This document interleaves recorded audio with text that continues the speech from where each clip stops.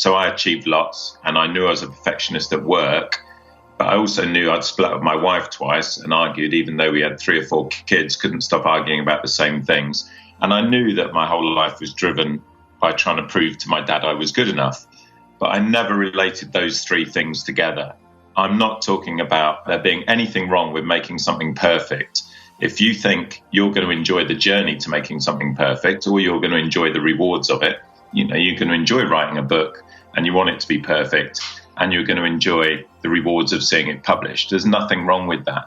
It's when it becomes an obsession and when you're sacrificing other parts of your life, particularly relationships, to prove that you're good enough.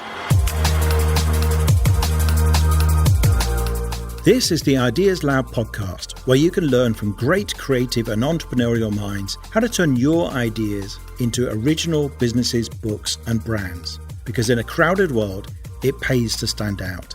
This is your host, John Williams, best-selling author and founder of the Ideas Lab London. Are you a perfectionist? Do you find that everything you take on, you want to do absolutely perfectly, to be better than everybody else, and to make sure that you don't get a single thing wrong in the process?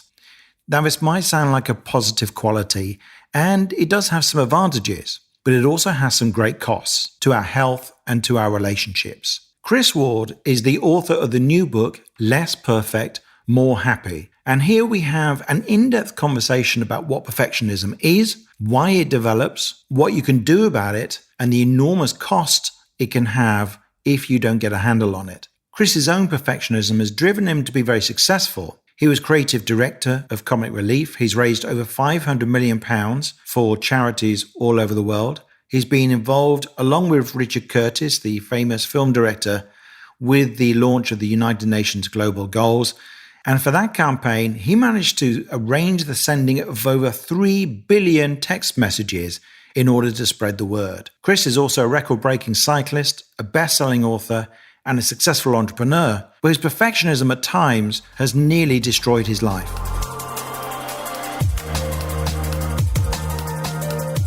Hi, Chris. Welcome to the Ideas Lab podcast.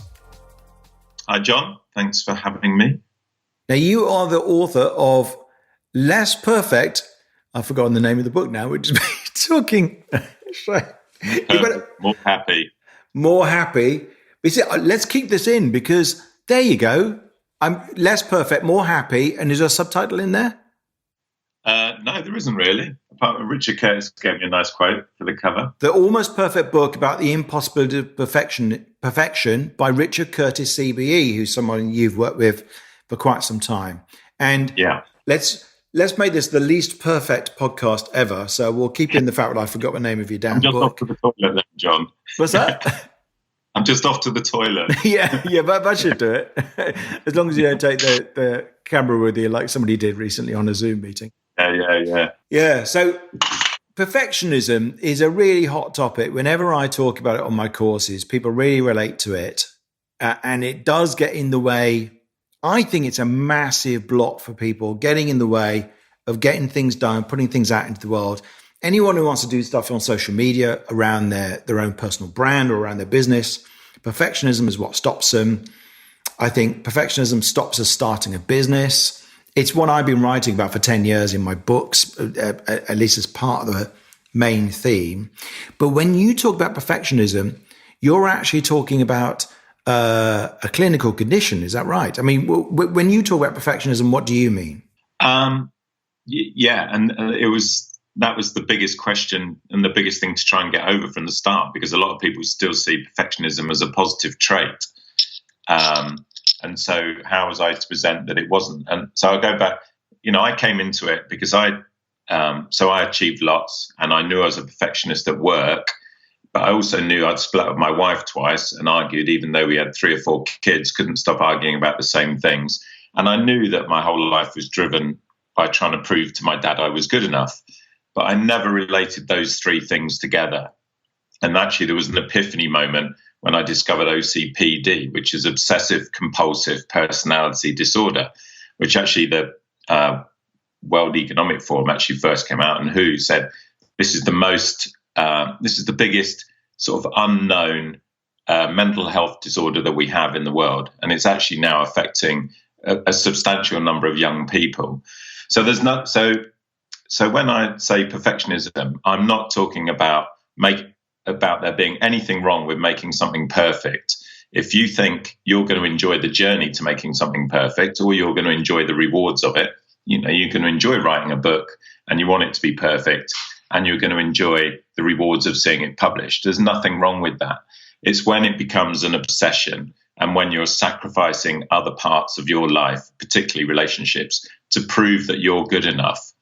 Because essentially perfectionism, or OCPD, is perfectionism and all the traits you need to make your life perfect, to hold things together. So at work, that'd be someone who rarely delegates and needs to control everything, who has extreme attention to detail, devoted to their tasks at the expense of relationships, believes their way is the only way, believes nothing, but underneath believes nothing they do is ever good enough. And it's so I'll finish off the almost the Wikipedia definition is that OCPD is growing up, and by the time you're an adult, feeling some aspect of you is not good enough, and believing and obsessing about proving that you are good enough, essentially to be loved, by making some aspect of what you do perfect. And so we'll come to neoliberalism, how that plays a role. But in terms of this conversation, we're almost talking about workplace and entrepreneurs and proving themselves worthy by making their project perfect and sacrificing their relationships in the interim. And that's the people that I'm talking about. That's who I was. And that's what I never understood. And I came to understand that no one else understood it either. Why? So that's interesting. And OCPD, I think this is a slightly confusing acronym because it sounds like OCD, but it's not the same. Can you explain what the difference is? Not at all. Very, very different. In fact, there's more crossover with Aspergers than there is with OCD. So OCD is something, you know, it's not right. You know, obsessive compulsive disorder, you know, as we famously know, you need to keep everything regimented and right and everything lined up perfectly. And that's something essentially a lot of people are born with, or not a lot more born with than develop. And you know that it's not right. And you know you wish you could overcome it quite often, and people struggle with it. Whereas OCPD is something that you develop by the time you're an adult, and you have no idea there's anything wrong with the way you think. You just think you're right all the time. You've investigated something thoroughly. How can I not be right? And literally, so often people I'm working with don't understand they've got it at all, and don't realize they've got it. And but you talk to their partners or their children or the people they work with, and they'll tell you this person is a complete perfectionist, and I struggle to relate to them. So yeah, no, they're very different, but yeah, it's unfortunately a very similar group of letters, I suppose. And what percentage of the population have OCPD then? Of young people now, they are literally saying it's getting to 2 in 5, like 40% of young people have an aspect of OCPD. And I've got children, and obviously in the investigation of the book, I worked a lot with young people, and that primarily at the moment, I'll go back again now, really. This is where this conversation might fit with coronavirus in some way, because going back to neoliberalism. So in the late 70s, and actually this fitted with my life, is that Margaret Thatcher came into power and Ronald Reagan in America, and they said, we're going to do things differently now. And we're going to we're going to let businesses control the way forward. If we unconditionally support business to grow as large as possible, they'll employ more people, more things will be made, the economy will be far more successful. And on an individual level, we were literally told, my parents were told, if you work harder, you will be able to buy more things, you will be more successful, and you will be happier. And that is neoliberalism. And that was brought in the 70s, in the late 70s, early 80s, into Britain and in America. And actually, we derided the first people that believed in that. We derided the people that went out and bought a mobile phone first. and put community behind as they went to cities to earn lots of money to buy nice, expensive things. And we called those people yuppies, and we laughed at them. And then eventually, over time, we couldn't beat them, which is ironic that that's what it's about. So we all became yuppies, really. We all put earning money and buying more things and believing we would be more successful first, above community. And essentially that went along in line with perfectionism becoming a way to prove you were worthy, whereas before it didn't exist before. Whereas, there are other ways, lots of ways, and perfectionism has always been around, but OCPD wasn't identified till the end of the last century. So it's only 25 years ago, really, that it was really identified as a problem. There's always been certain levels of perfectionism, without a doubt.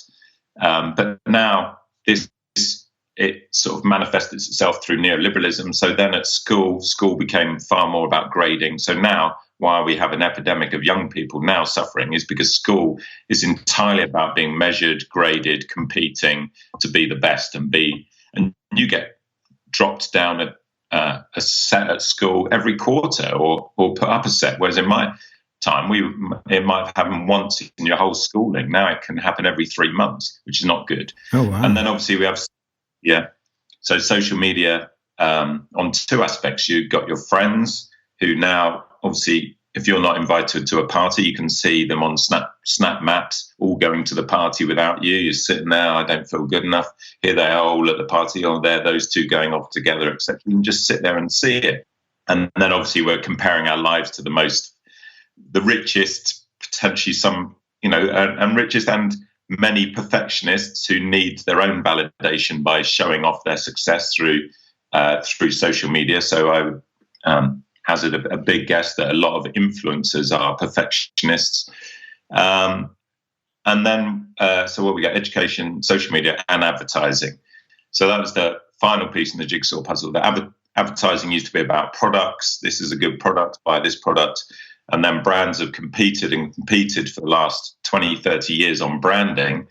And so now they've all, not all, but I've got to say a vast percentage have reached the same conclusion that if you present a brand as being perfect, it can help you look perfect or achieve perfection, then that positioning can't be beaten and everybody wants it. Every consumer wants to feel we're buying the perfect product or a product that will make us achieve perfection.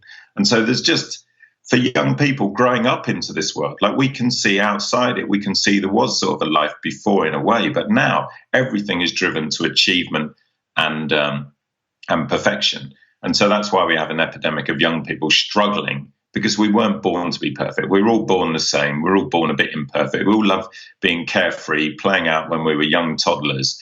And then these outside forces come in and try and tell us all the time that isn't good enough or we're not good enough and we need to achieve more.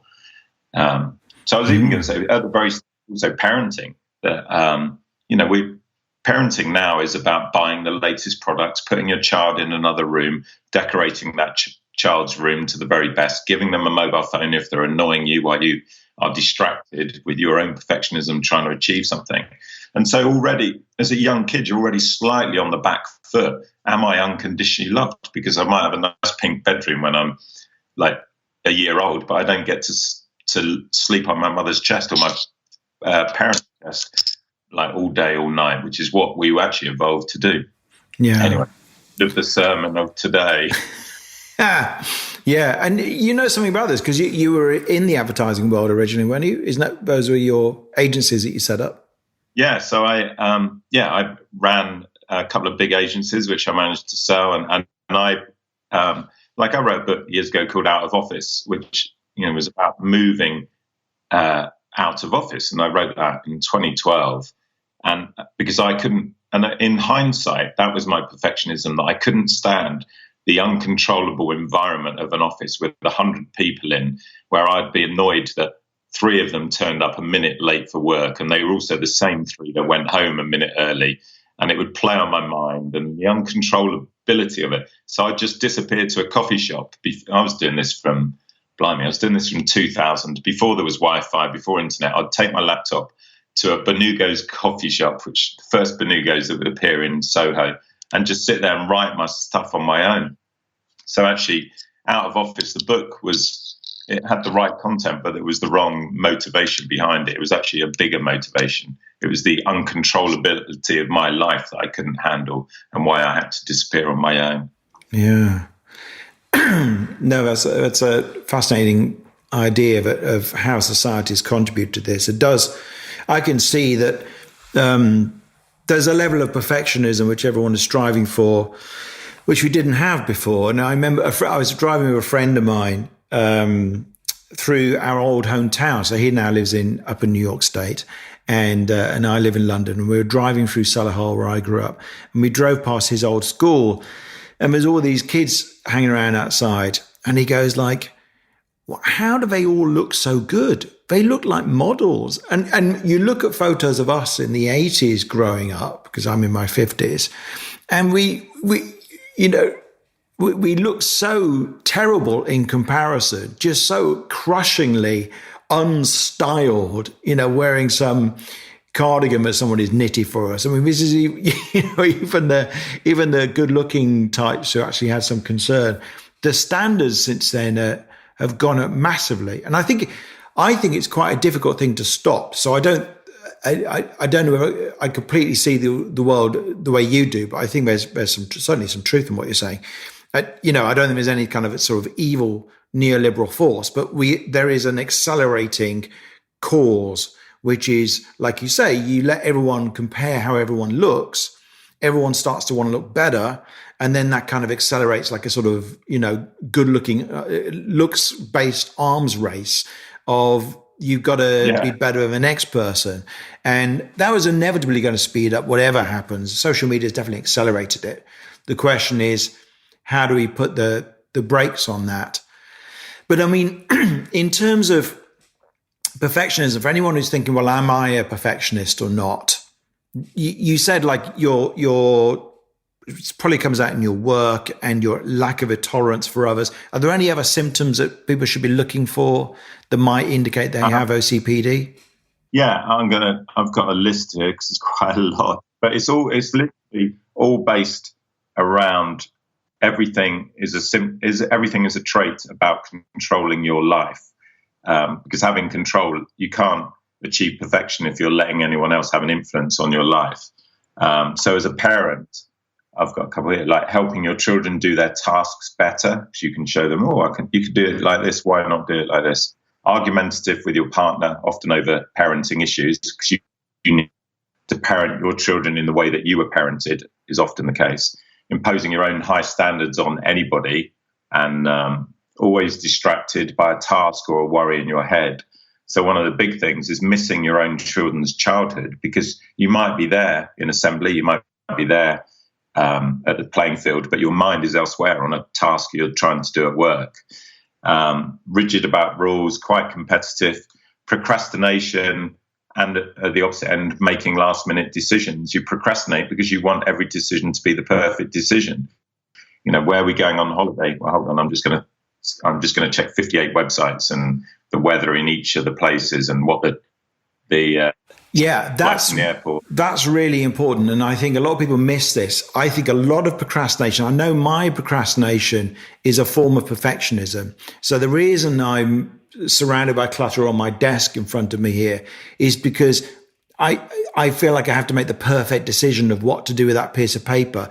And also, something I printed out a while ago and wrote a note on, I haven't processed that perfectly yet, so I can't throw it away. And so it causes this stuckness. And I saw that guy give a talk saying, that army guy in America saying, you should make your bed every day, because when you do that, you feel like you're winning, and here's all the great benefits. I even bought his book called Make Your Bed. Can't remember his name now, Colonel or something or other.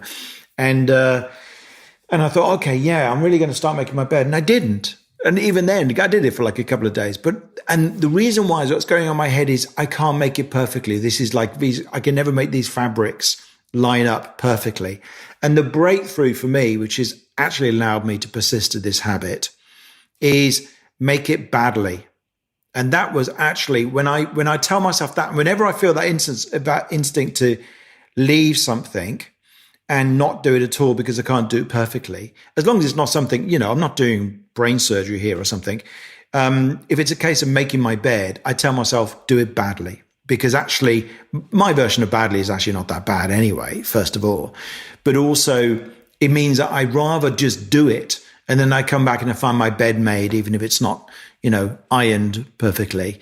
And that seems to be a breakthrough for me. So I would say anybody who's recognizes they're procrastinating, look at what's behind that. And is it because you're telling yourself you can't do it perfectly? So for instance, social media, I have loads of clients on my Pioneer program and other courses. They're not putting out nearly enough stuff on social media.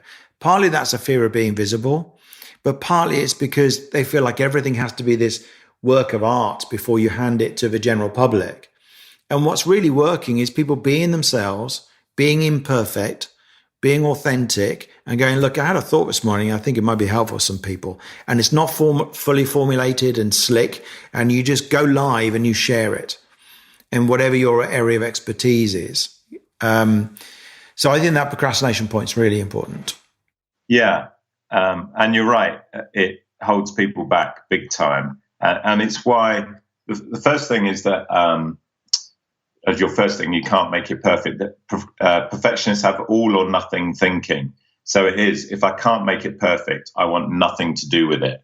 So I just want it to be a routine in my life that I don't have to think about. So you can so a perfect example of that is Mark Zuckerberg's wardrobe, which just has apparently 12 grey t-shirts and 12 pairs of jeans. So he doesn't have to think about it. I have no interest in clothes, and you'll probably find lots of entrepreneurs have no interest in clothes or really money or even food.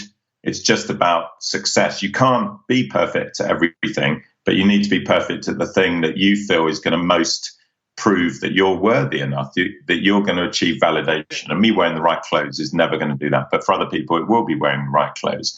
So it is all or nothing. And I was like that at school. I felt I couldn't do anything. So I did nothing. And I thought I was useless. And my reports say I was useless. But I wasn't. I just wasn't interested because outside school, and obviously I've got one GCSE and I worked in a Boots the Chemist for 3 years. It was my first job because that was the level of my life, because I was useless. But it wasn't useless. It was uninterested and didn't feel anything I could do would be good enough. And then as you say, it is just a case of doing it. And one of the most famous perfectionists of all time really is Steve Jobs at Apple, and who wouldn't release a product. And although Apple have bought us amazing products, they could have been more successful earlier, and they took a long time to release a lot of products. Destroyed his perfectionism. Destroyed his company Next. It was because it was unconstrained when he was thrown out of Apple and he formed Next. Everything was so perfect there. There was no one to put the brakes on that habit. And he ended up with his computer that cost, £20,000 to buy. Nobody bought it, unsurprisingly. He apparently had this factory that was a work of art. He was like an art installation. All the robots are all white and pristine. And the company just tanked. And thankfully for him, he was pulled back into Apple because Apple was not doing well. So he had to tame that. And that's actually, it's perfection. If you tame it, it seems like it can be a positive force, because I think that passion to do something right is a good instinct. And also, I don't want to kind of play down too much that we were talking before we started recording that I had a partner who I think had something like what you're describing, and her instinct under stress was to work at an unbelievable pace to the point where she would not eat or drink all day, and to the point where she would feel faint. Now, that's clearly not healthy living. However, she got a lot of stuff done. And at that time, back then, she made more money than me. And so, because my instinct under crushing pressure was to collapse and was a kind of depressive response, and to go, I'm doomed. So you either kind of, when the wave's coming at you, either kind of ride it and go and then surf it like an adrenaline junkie, or you get drowned by it. And I think those two responses to the same thing do have different outcomes. So it definitely has a cost to your health, to your relationships, if you go down the productivity response, but it also has a cost if you go down the collapse response. So, I mean, you have created two successful companies that you sold. You've ended up working with Richard Curtis. You've been involved. You were creative director of Comic Relief, sorry. And you've recently been involved in the UN goals and texted. I remember we interviewed you a few years ago. You texted 2 billion people on Earth or something. So, I mean, there is some upside, isn't there? I mean, now you're ameliorating the downsides, but there is an upside. Yeah. Well, it's difficult because, and yeah, I would say, yeah, I have had success and I have enough money to pay the bills. So, of which nothing would make me happier, really, than I can pay my bills. But, I split up with my wife twice and we have 4 kids. And if I wasn't lucky that she didn't find someone else and we're back together, I would be living probably in a small flat on my own with my 4 kids, living with my wife and me seeing them every other weekend. And I potentially wouldn't even be here because it would be so depressing to live with that life. And the sacrifice is huge in perfectionism. Because it's a personality disorder that you often don't know you have, and you don't know how destroying you are to your relationships. You're just unaware. And so it's hard at the time, and that you'll have lots of people who might listen to this who are not in important relationships and see perfectionism as their route to success. And you're right, it can be a route to success, although there's lots of research now to show if you spend excessive hours working on something, you're being extremely detrimental to the product, let alone to your own capacity to work productively on it. But now being older, having, more of a family life, realizing how important family is, I struggle to think. I would prefer to help people overcome perfectionism so that you could make it a choice rather than an obsession. And as you said, we live in this world now, and that's where coronavirus potentially fits into this conversation, because before you could imagine the end of the world more than you could imagine the end of capitalism or neoliberalism, because it's here. What else is there? But now, obviously, there's shoots of people shouting, we don't want celebrities earning a fortune anymore. We don't want multi-billionaire business people. We don't want multi-billionaire footballers. The people that have been our icons of success for the last 40 years are the first people that are getting sort of publicly knocked down during this period.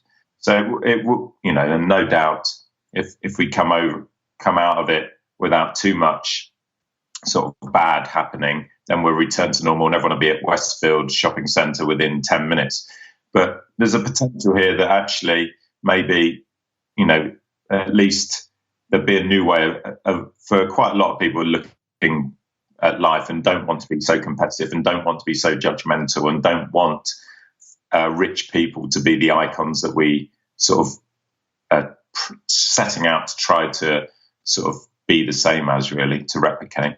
I think there's some truth in that. And I think, we're seeing, who gives a crap about influencers right now, right? People are not suddenly getting the latest Instagram star on TV to interview. They're interviewing doctors and scientists because that's what we want to know. And we're interviewing normal NHS workers and we're applauding them every Thursday evening.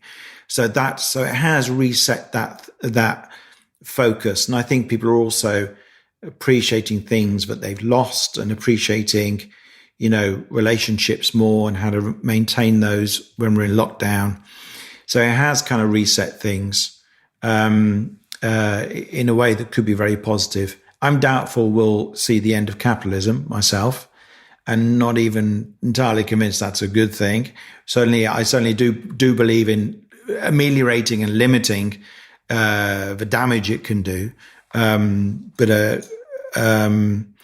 yeah, I think what we will do is what they call it, community capitalism. That brands will have to do good as part of their commercial public offering, and not just in the CSR or HR departments. You will, we've talked about it for years, but the backlash now, Virgin are getting substantial backlash, Wetherspoons are getting substantial backlash, and the companies that are doing good by their staff publicly and by their customers are getting a lot of positivity. And so that would be probably the best realistic thing that would come out of this in terms of positive impact on capitalism. That actually part of your business model needs to include the good. Where is the good part of this product?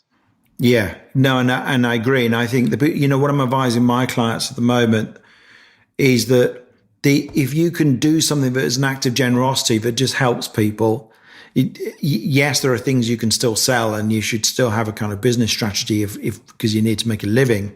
But at the same time, there's an opportunity for you to help more people, to do something for free, to do live videos, to run free courses, as I just did with 1,000 people, to run a Facebook group, to get people together, whatever it is, do some art initiative even that helps people. And people who do that as a genuine act of generosity will be remembered. And those are the people we are going to trust and want to give our money to if we're going to buy something in future. Like the people in my industry, which you might find this a nauseating phrase, but it was vaguely called the expert industry. I remember the people who actually changed tack and said, how can I help you? And versus those that just carried on with running the same Facebook ads they set up 2 weeks ago, with no change in tone and no addressing of what's going on and where people are. So I think, I think that it is an interesting time, and it will change things. I mean, I've always thought life could end at any moment anyway, because that's been made apparent to me throughout my life. But having lost my father when I was 6 months old, so I was always kind of prepared for life to end as we know it. It's been less shocking for me than for some people as a result. And also I work online, so it makes less difference to my work. But I think we're going to see, it's going to be interesting to see what the world looks like. And I think it won't be quite the same afterwards, hopefully in a good way.